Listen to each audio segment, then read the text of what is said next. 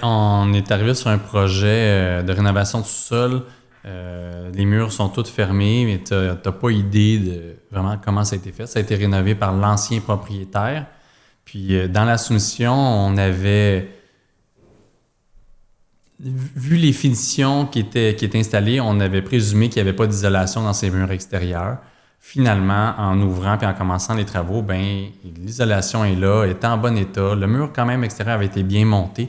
Ça fait en sorte que sur ce projet-là, on n'a pas eu besoin d'ajouter d'isolation, on n'a pas eu besoin de faire les pare-vapeurs, on n'a pas eu besoin d'ajouter rien de technique. On a fait les modifications nécessaires pour passer le filage et tout, mais on n'a pas eu besoin d'ajouter des matériaux. Ça fait en sorte que le temps de main-d'œuvre a été réduit, le niveau de matériel a été réduit aussi, ce qui fait que la facture finale a été moins élevée et le temps a été raccourci pour le projet. Je trouve que l'exemple de la cliente qui voulait qui a fini par tirer, qui voulait tirer ses joints, c'est un bon exemple aussi. Elle avait un budget X, puis elle nous a dit, écoute, il me reste du budget pour tant d'heures. Est-ce que vous pouvez venir faire le plus que vous pouvez faire en tant d'heures? Ben oui, on peut venir, on va être là, puis on va vous accompagner pour ce que vous pouvez. Fait que, tu sais, je pense que cette transparence-là, que dès le départ, vous savez, on charge combien en temps, puis on vous donne une idée en matériel, tu sais, à chaque semaine avec l'évaluation de la qualité.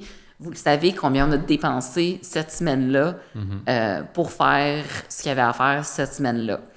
Puis la semaine suivante, ça va être la même chose. Vous allez savoir que, on a travaillé tant d'heures, on a dépensé tant en matériel.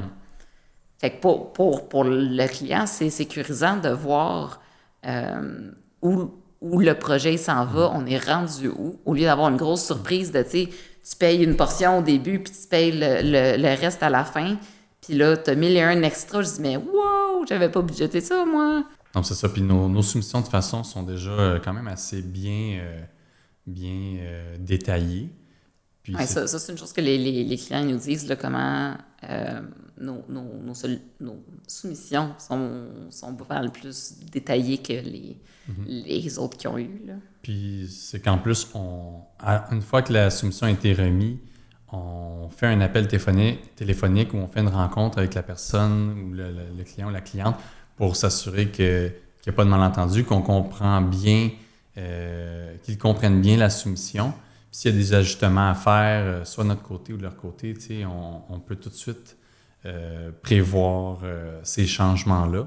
Fait que je pense que ce contact-là, d'expliquer la soumission au client, de prendre contact avec lui, c'est rassurant pour les clients, de savoir qu'ils sont accompagnés dès même la soumission.